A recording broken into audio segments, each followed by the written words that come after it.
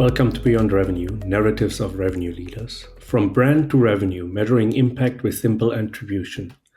In this episode, we explore how brand activity can be tied directly to revenue using data science instead of relying on vanity metrics.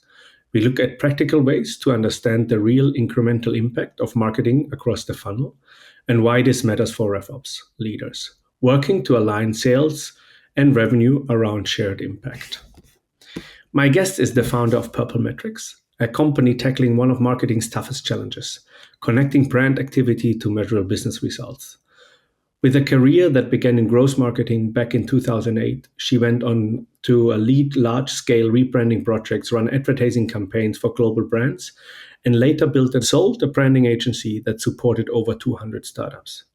That journey revealed the missing link between brand and metrics, which led her to launch Purple Metrics, a machine learning platform that unifies all marketing inputs from media and brand to organic signals and ties them directly to revenue outcomes. Guta, welcome to the show. Today we're going to talk about from brand to revenue, measuring impact with simple attribution. Guta, I'm very happy to have you in the show. You bring a vast experience in marketing. You started in branding, advertising. You run global advertising and branding campaigns. You found your own agency, sold it successfully, and you're now the CEO of Purple Metrics. I'm really looking forward to our discussion, but I guess you can introduce yourself a little bit better than I do, and it would be nice to give us a little bit overview of what Purple Metrics is actually doing. Okay, thank you so much for the invite. Happy to be here, glad to be here. So you pretty much told everything there is into it. I actually started my career as performance marketing, growth marketing. I was buying online media. It was like 2009, so it wasn't really a thing yet. It would be probably like AI is today in this, like at the same point. And I was pretty good at it. I managed to do some great results. ROI, return on the investment, over 20 times what we were investing, managing Finax accounts, Finax, the bookstore. Nice. And then I was like, nah, that's not what I want to do. And then I moved into branding and stayed in branding and advertising, but with a focus in building brands for 8 years. Worked with big brands like Coca-Cola, L'Oreal, United Health Group, the Olympics that were in Brazil. Nice. Yeah, it's very cool. And then I realized the gap on the market, which was, how come aren't these tech companies doing branding? I was like, they need to have a strong brand. Why isn't that working? So I realized it wasn't because they didn't have the need. It was because no one was serving them in a way that fit how startups work. Because when you're building in tech, you have digital assets, you sell online, you're marketing it towards results. It's close to results and so on. So I was like, okay, let me create a brand, an agency that will fit this way of this culture. And it became kind of the agency for startups in Latam. Almost 300 clients. If you took like top tier venture capital firms, 20 to 30% of their portfolios were rebranded by us. And then I started realizing the gap that led to Purple Metrics, which were, I started to see the results. So we would rebrand and the results would come. Every metric would improve. And people started asking, okay, but how can we measure and attribute? I was like, we can't. Branding is long term, Yeah. One of the big problems, right? To justify budget. Yes. And then I was like, wait a second, I think we can measure it. And then I started to understand that it is possible. So sold the agency, started a software company, which is Purple Metrics. We started as a different business. We started disrupting brand research, brand tracking in a more digital way, connected to results and so on. And then we realized the real problem of marketing is not to measure brand, is to measure everything. How can we measure everything? How can we connect like podcasts to performance marketing to billboards to TV ads, because the problem of the CMO is knowing where the next dollar should go to. And what happens if we cut 20% of the budget in dollars? What happens? So it's like, yeah, we should be able to measure the entire thing together. So we pivoted.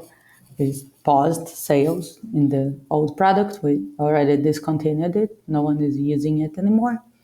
And we created Purple Metrics, which is basically an algorithm. So it's like you had a data science team that understand all about brand and marketing and so on, that can connect the dots. So as a human, you can understand that every time you run podcasts, people answer to your outbound more or something like that. Because it's not that they come and buy from you. It's that something else gets better. So it's kind of this chain of effects. And a robot or an algorithm, a machine learning algorithm can understand, can monitor everything at the same time, and can identify what's generating conversions. And if you can attribute, you can forecast. So what we do is that, yeah, we can understand the effect of YouTube, TV ads, TikTok, billboards, events, influencers, those things that aren't really kind of measurable. And we can connect that even to stuff like Google Ads and stuff more clickable and traceable. More quantifiable, yeah. Yeah, it's good in understanding the dependency, right? If you, for example, you pause your brand investments, how it affects organic as well, right? Because everything has effects. And the software shows exactly what you can select brand search, and it shows what generated brand search. Cool. So it's kind nice. of and your target market is still the startup VC-backed world, or you not so much. No. Everything? No, now we sell to small enterprises, almost big companies, mid-market. So companies that spend $5 million a year, maybe a bit less, but at least that in marketing, and with a mix that's very hard to compare, like brand and performance online and offline. So it's usually kind of not a market leader, because I don't know if those guys are really concerned about tracking everything, because they are kind of already the leaders. So they keep doing what they're doing with a few exceptions.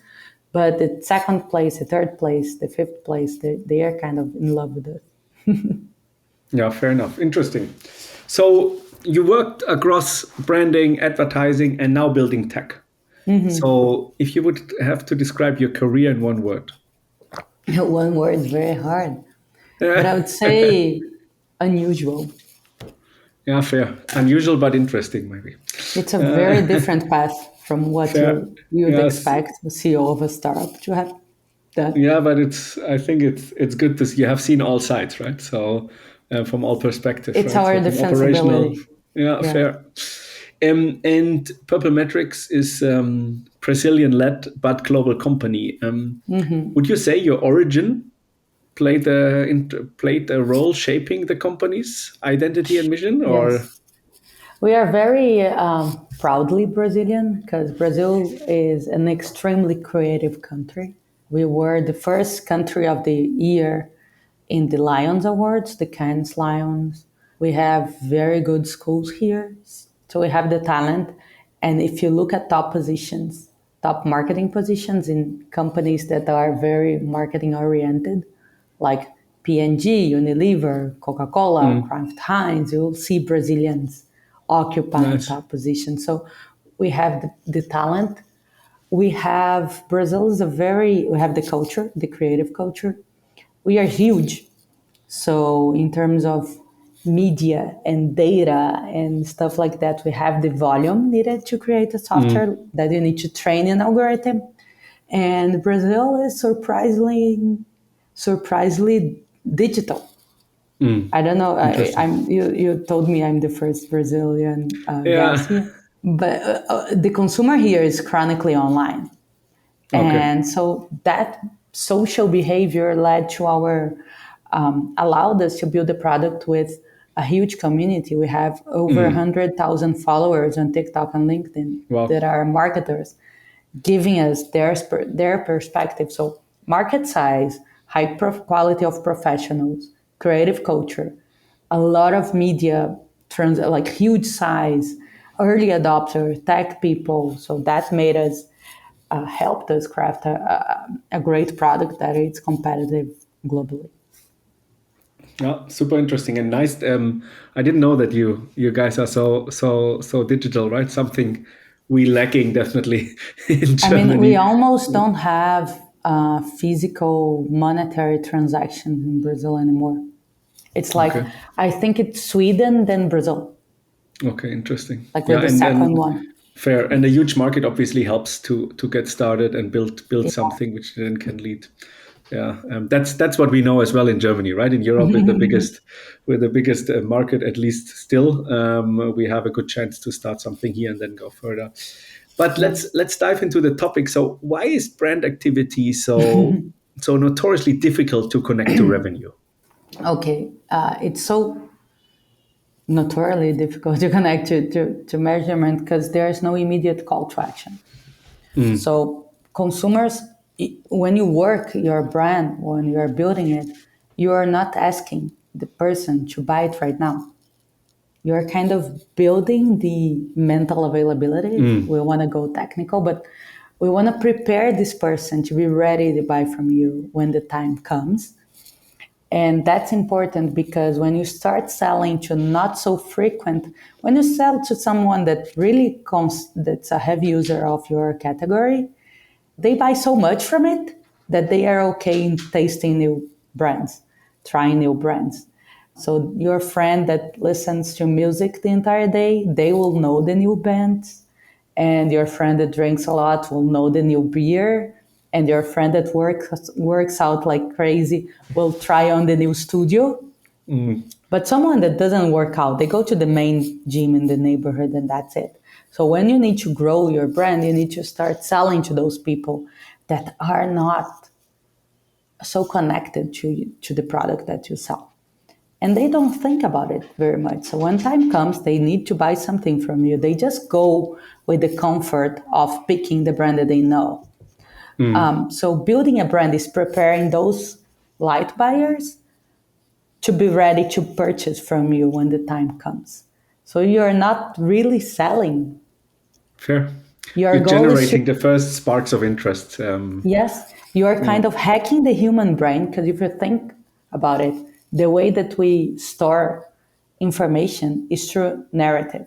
So the Bible, countries, and everything that has morals and learnings and stuff into it, it's usually a narrative. So your parents tell you some story, so you'll be afraid of doing something that's dangerous. Because if they say it's dangerous, you won't, like, you'll do it anyway. But if they tell a scary story, you'll remember it. So that's how the human brain works. So companies kind of hack it. Okay, so I'm going to tell a story so they understand my product benefits. So it's difficult because I'm not expecting you to do something. So I can't observe. Have you clicked? Doesn't matter. It wasn't my point to begin with. So that's Fair kind enough. of how And why it's yeah, difficult. fair. And what would you say are common mistakes when companies start trying to measure brand?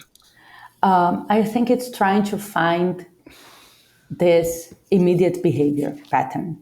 So let's hire influencers because the creators that are people that know how to talk to their audience. I'm gonna ask Michael to tell the story of my brand because I know that he knows how to get some audience. And you do it in a way that people will kind of understand. And then I'll go like, but give this coupon because I want to know if they download it. So you try to kind of find a behavior or a sales activation when that wasn't the point of the communication, or you can kind of try to shift the ad to both build a brand and kind of activate some behavior, and then the consumer gets confused. So measuring through clicks, through coupons, it's kind of looking for a result that's not the expected one, and you go like, it didn't work. And it even kills, I would say, right? If you build up, right, Yeah. through branding, you build up emotions, right? You build up the emotion. And then at the end of the emotional topic, you put a CTA.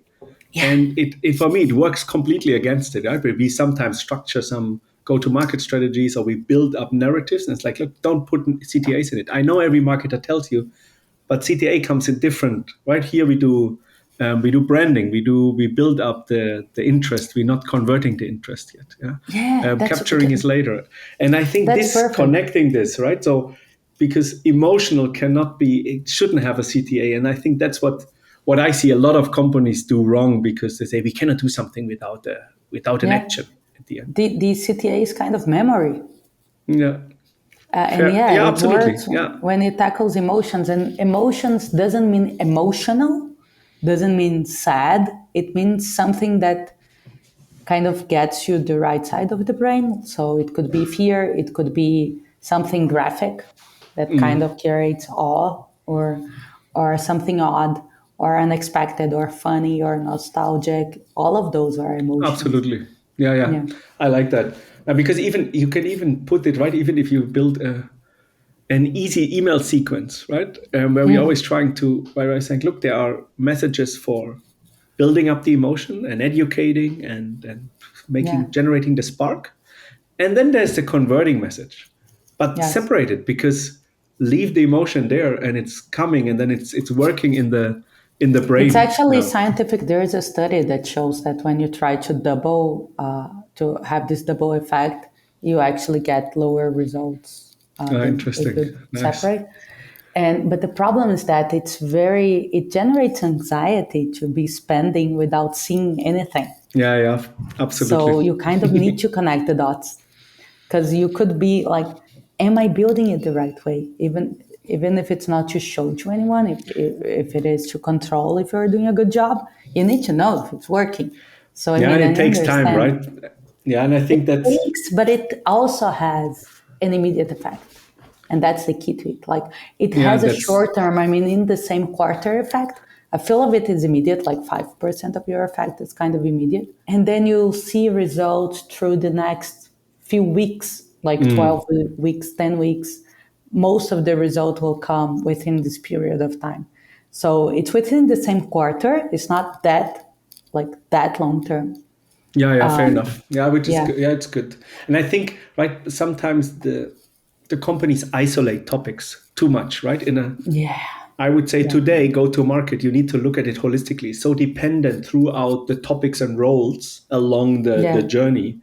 And if you look isolated on the topics and just fix one thing, you forget that there is something depending afterwards. And I Yeah. think in marketing, branding, and then the different channels, they sometimes, even if you cannot measure it, or maybe now through purple metrics you can measure it, but even so, they're depending on each other, right? And you Yeah. cannot look at the performance isolated. You can't. Obviously in performance marketing maybe, but in the even their branding It has is, an and I think impact. that's Yeah. that's our entire thesis, that Fair. we need Yeah, to yeah. consolidate. Yeah. Yeah, and then we see this actually quite often, even in practice, right? What we do is we restructure, or we help to restructure and optimize go-to-market teams. And when companies struggle, they quite often cut budgets, or they have to cut budgets. But they look at then in marketing on the channels isolated and cut budgets on Yeah. things where they don't understand they have a much more impact on the other channel than on Yeah. their They own, dry the especially on the source. exactly. And then you cut one budget, but you tried the source completely, and that's what they don't understand. And the impact most of the time they see 6 months later. Yeah, and then And in or 6 weeks, and then you're like, what happened? And you have no yeah, idea because you cut everything. And then yeah. you're like, but is it the elections? So you start guessing, and then you don't know, and then you cut it. So it's kind of Yeah, and it's it makes them not to understand the dependencies, right? There's so no, many they don't. decisions They're like, yeah, but it wasn't have working. dependencies on the things, right? And the consequence on one decision to Yes. the other, especially as you cannot connect it on the top level, makes it Or very sometimes hard. you test something and you go like, oh, YouTube doesn't work. Well, you test it for 2 weeks. Give it time. Like, I'm not telling give it a year. Give it 2 months, 3, and you'll see the impact. You'll see a raise. Like, I mean, even if you don't hire a software like Purple Metrics, you'll see a raise in the organic and baseline. Fair. if you're doing it right. Let's go a little bit into detail on your data science software. So can you walk us through what a data science software or what your software is doing to measure marketing effectiveness, and how does it look in practice? Okay, so in practice, our clients will export their data from probably Snowflake and upload it into Performetrics and then when they open the dashboard, they will see what's generating conversions week after week, what's generating what, this chain of effects, in how long, the cost of each channel, the cost of each of the sales, the cost per acquisition per channel, and how to reforecast their marketing budget or to plan it and they can forecast scenarios and play with it to see what results they will get and in how long. And it works because it works as the software learns with the client database and then starts to understand patterns. When this happens, that happens. When this goes up, this goes up. When this goes down, this goes down. Mm-hmm. But like everything at the same time in different time lags. So that's kind of the so you have challenge. I understand. Can I directly integrate my Snowflake so you see in real time the data, or do I have to always? Yeah, you need to. So usually that's more of a data structuring matter. You'll see weekly. You'll update weekly because otherwise you'd have to move your marketing daily to see daily. Yeah. So you'll see like every Monday it will update for the last week. Understand. And then I can play around scenarios if I increase that budget, if I reduce that budget on that, and then it gives me forecasted outcomes with the probability as well, or you're saying it's... No, it guesses the best, like it shows you the best guess. And it shows what channel will give you the better result for a 5% increase of budget. It shows kind of all these different things. And how long not even only on CPL, on real revenue in the end, throughout the entire journey. You can pick your conversion. So you can go like, I want leads or I want revenue. And it shows in how long the things have effect, have the main effect. So we have a client which is a school, English school, meaning they have enrollments twice a year, right? So they need to sell in those couple months of enrollments, and that's it, 1 month. And they were doing movie theater, cinema ads, and the commercial was airing during the enrollment, obviously, because you do a campaign when you are selling. And then on Performetrics, they saw that it took actually 4 weeks to convert. So 11% of conversions were coming from cinema ads. And then they shifted to buying the cinema ads to a month before enrollment, which is crazy if you think of marketing. Oh yeah, we are running ads when we are not selling. And the company was like, okay, why? Because the software told us to. And then, it went to 77% of the enrollments. Really? Wow, yeah. Not bad. And if you think about it as a consumer, you go to the movies, like in kids' movies, and you go like, oh yeah, we need to pick the English school for next year, like, right? And then you start kind of searching and talking to friends. And then you decide kind of a month later. It makes sense. Yeah, absolutely. That's true. It takes a while. You discuss a little bit. You think about you plan your schedules. But if you think as marketing, let's run a campaign when we are open to business, obviously, So kind of it's good to have a software. So it can be all these different flavors of finding a channel that's kind of 50% cheaper than the other ones and increasing investment like crazy, or like planning the time correctly, or kind of planning for the right mix to the next year. Interesting. And it puts the perspective of the consumer in it, because I think one of the big one mistake we see quite often, companies always plan from internal perspectives, right? Yeah, let's department limitations. Or we do something, we launch a new price, and then we start it based on this, not based on market environment. And maybe to understand, how is this approach different from traditional attribution models? So what they're usually doing? Okay, so you have kind of three forms of attributing. One is click-based, which is kind of observing where the user has passed through, which is very good to know the truth of where they've been. But the question that remains is, would they have bought it anyways? Like, did I need that ad? Meaning, was that incremental? And clicks won't tell you that. They will just tell you that the person came through that channel. So it's very good to optimize bottom of the funnel ads and so on. But it's not good to understand the system and what is incremental. Then you have experiments, which are kind of pausing things and see if the sales drops or isolating a geography and so on, which is very good to test new channels before kind of like investing in it and learning from it. But you can't manage your entire marketing on experiments because you don't have it's crazy. And then you have modeling, you have statistic, which is our kind of part of the marketing effectiveness. And then from every solution and software, we structured the algorithm in a way that shows this chain of effects, these layers, this network. The algorithm is structured as a network. And it fits organic variables and paid variables and so on.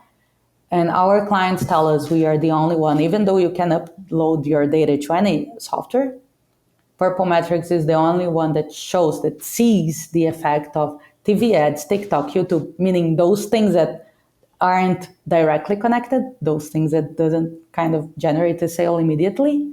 But sometimes it's kind of in the same week, but through a different channel and so on. Sure. So it's the way the algorithm is structured is made. We don't accept, branding is in the baseline and that's it. It's in the organic and that's it. So we kind of structured the algorithm in that way. So you use statistics to make it more actionable, to make decisions drive action. Nice. Yes. Okay, I understand it, and to make them understand dependencies and then have actionable insights to decide and further develop. That's right. Let's dive a little bit into the topics of RevOps, right? So how we can connect marketing, branding to RevOps support or to RevOps function to support the entire go-to-market. So, in your opinion, how can RevOps team help to bridge the gap between brand, marketing, and revenue? Okay. Maybe while using even your tool. Nice. So first thing is, and I'm sure your listeners are RevOps people, but what would you describe as kind of the main job of a RevOps? Me? So for me, RevOps is a role, right? So it's not a person. Yeah. So, and the role is a support function for all revenue generating roles. And it holds strategy, process and structures, system, data, and people. Yeah, so it builds more or less, or it connects the dots to support the operational teams defining the processes, optimizing, holding it holistically together, setting up and using the systems, which are then interconnected between all revenue functions, using data to optimize approaches, but as well using data to train people. Nice. And in the end, they discuss multiple names now, go-to-market engineering. It's just part of RevOps. In the end, RevOps is, for me, the VP RevOps is just a new VP role besides VP of marketing, VP of sales, maybe VP customer of success. And it holds a major function. And it's not below them, it's on the same level because it's a tremendous important support function while not being blinded by operational work. Right? Because if you decide on your processes while being operational, you work day to day and you have today a problem which maybe needs to be solved, but which is not part of your strategic game. And if you're outside the day to day, you have an objective view. That's why for me it's so important to have RevOps, a separate function to be operational and support all the operational teams. So your question was, how can they bridge the gap, right? And I believe they have the data, the problem of brand for me, in my perspective, is how disconnected it is from real life. So me being a branding person, originally I can say that it's too conceptual. It's not connected to business outcomes. How can we be comfortable with telling something like, oh, it's long term, you know, you won't be able to see the results. So this person needs desperately to learn about business, about the business, So what, how this company makes money, where the profit comes from. Because when we invest that, then we sell this and with that cost, and then that generates a margin. That's the margin that we have to build a brand. So it's a matter of cash flow. You need to use this money, and this money needs to return to the company. So I believe this view is very important for the branding person. And on the other side, that people that are more connected to the sale, they kind of need to understand that they are working with a willingness to buy that already exists. It could be intentional or not, but consumers understand who this brand is and know how this product, understand the promise of this product, and they come from more, and they are willing to interact with the ads and go through the sales process and answer an outbound or whatever marketing action you do. So everything gets easier, smoother when you have a strong brand, but you need to bridge the gap. And if you have the data, if you are someone that access the data, you can inform everyone. So this is our client profile, this is one that buys, they buy faster and so on. And they can kind of nurture back to the other side. And they are the only ones that probably can process the data combined. Yeah, So you don't absolutely have fair. silos. No, I see the same, right? To your point, why do we accept that? Just say brand takes ages, or we just spend it Yeah. and we accept the long, because I think before, right, we couldn't track a lot of things, right? Maybe 15, Yeah. 20 years ago, right? And there we learned, I don't know, we learned enterprise sales is long sales cycle, and we just accept it. So if it's Yeah. long, nobody asks question. Branding, we cannot measure it. We need to do it, we cannot measure, so we accept it. And I think this is one of the big changes the last 20 years brought. You cannot accept it anymore, right? Yeah. Because you can structure it. And here's the missing dedication to detail, in my opinion, all over the function. The missing view on holistically managing it. And then too fast accepting things because it's easier that way, right? Yeah. Then building really very dedicated, interconnected go-to-market Yeah, because teams. it's comfortable to think that you know it, because Exactly. we have the click tracking gave us an impression that we can measure everything. So let's do the things that we can control. But those things now and I think 20 years, the internet obviously had a big role in it, but then you have COVID, which everyone paused sales. So you kind of pause campaigns, pause sales, sell online. So it was kind of a huge experimentation all over it. And then we came back to a world where everyone buys online media, so the prices are through the roof. Everything is saturated. You're putting sales are kind of plateauing, so you're putting more money in, and you're not selling that much more. And then you're like, okay, so now I need a solution. What is it? And it's not true hammering clients into buying stuff. It's into building brands. So kind of brand is coming back.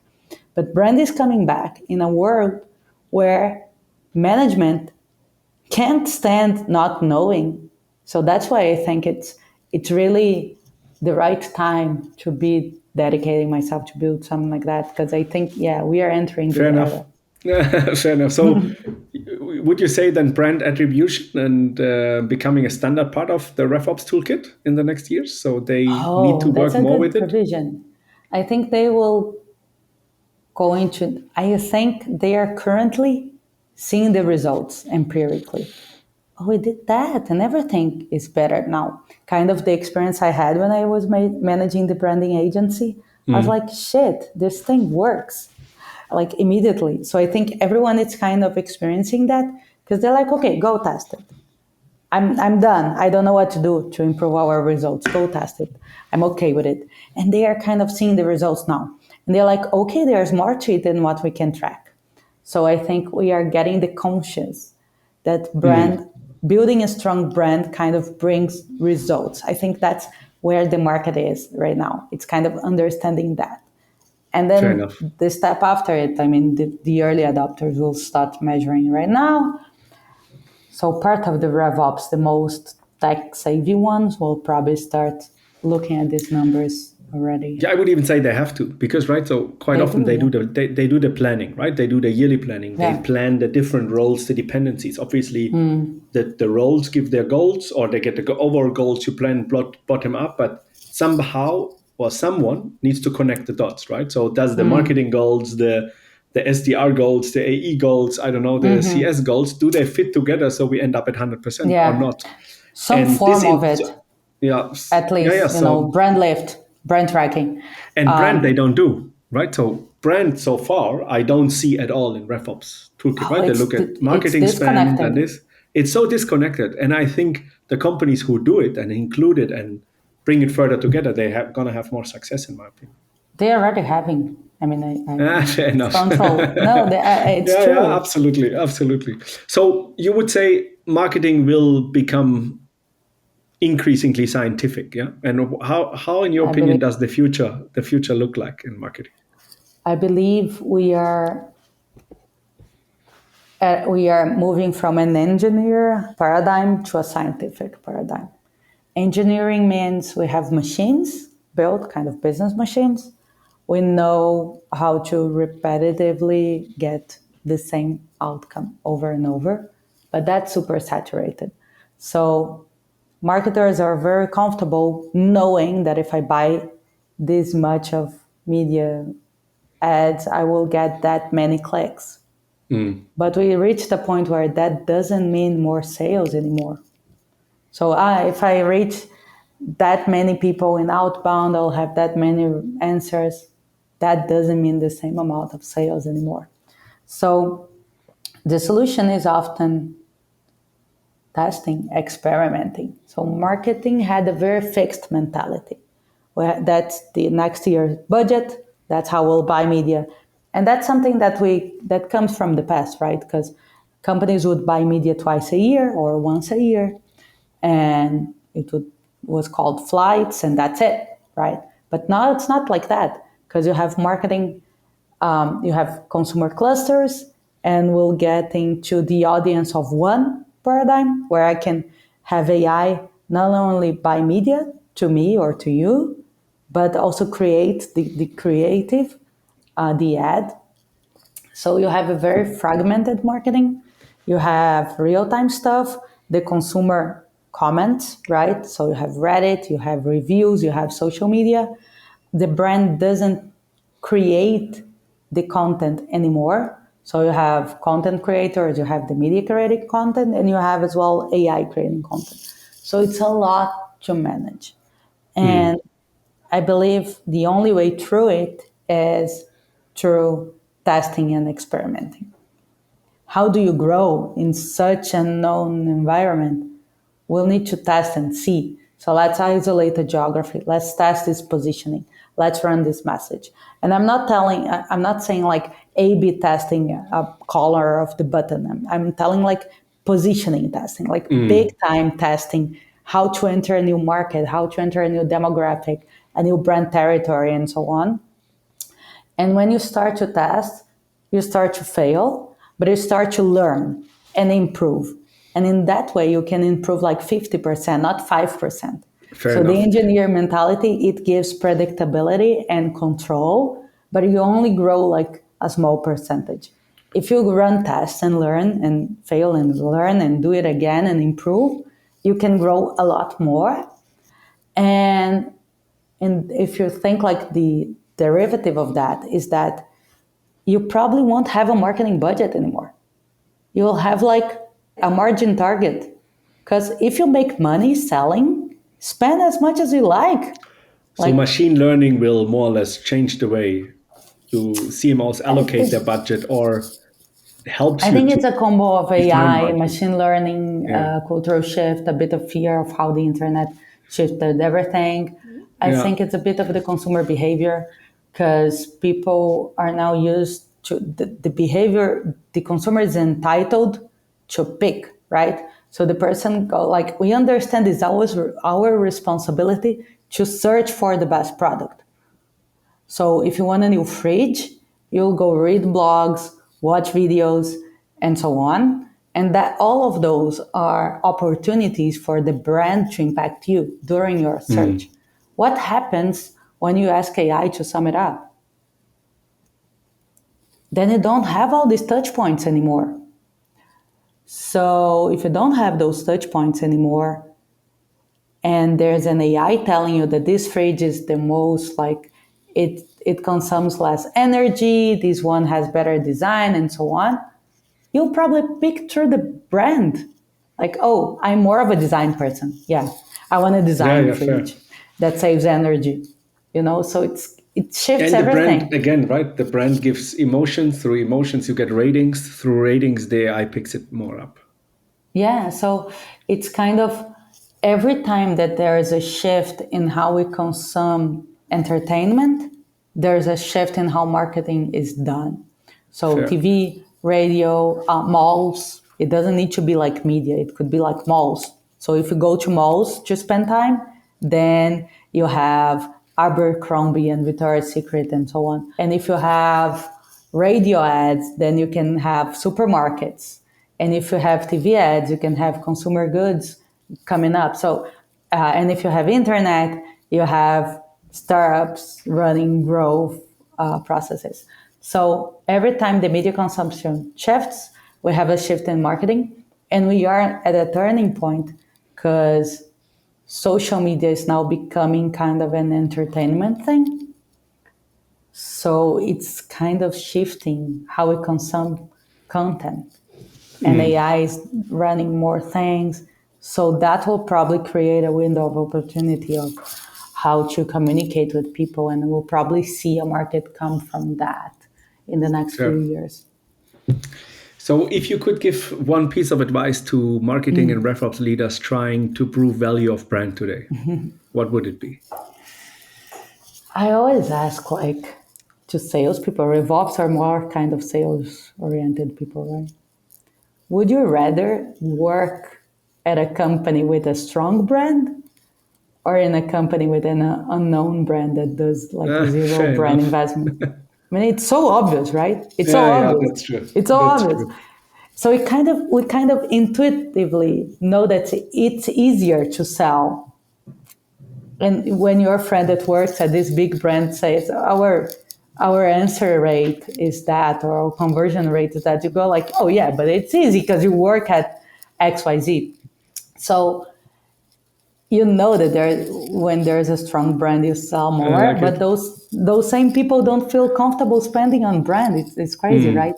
So I think you should look for the sales speed, the sales cycle speed, if you are B2B, or acquisition efficiency, or any metric of sales efficiency. If it's a B2C consumer brand, probably the conversion funnel. If it's more like B2B enterprise, probably sales cycle and so on. And I'll try to run small but still relevant tests, like 10% of your budget. Isolate something in a way that it's obvious that that was the only thing that changed, and you'll see a result, and then you'll feel more comfortable. So that's the scientific mentality. Don't go like next year we'll spend half of our money in brand. You don't even know how to do that. So probably you'll like take a geography, take two. So you'll know, compare to something, do something like slightly different there, invest in brand, you'll see the result. And Fair. give it like a quarter. Give it a quarter, isolate, test, and you'll see the result, and then build from there. Don't go like changing everything tomorrow. I like it. So, looking ahead, what excites you most about the future of marketing measurement? Oh my God, I'm so excited Yeah. right now like to be living in this time. And I think I'm really looking forward to seeing marketing get more scientific. So it's not about assumptions or concepts. It's kind of I saw it, I tested it. So that's something that makes me very excited. I'm very excited to see brands coming back because I think it's a good to be delighted. Because when you are more scientific, you actually take more risk, right? And when you take more risk, you get more creative. So to be delighted again by ads, I love it because people will be buying into something that makes us feel good about communication, about marketing. So that's something that excites me. But also, I like these knowing, you test and you learn and you grow and we generate more money in a more efficient way to companies. But at the same time, we do something that makes the client feel good. It's not through anxiety. It's through, building a connection with people. So in the age of AI and automating everything, it's kind of companies probably will go back to building bonds with people and making ads that are really good and it's more efficient. So I think it's nice to see the scientific mentality go through marketing and making stuff that's truly good and generate results that's good to consume, to see. I love it. Fair. Good. I could listen to you the next hour.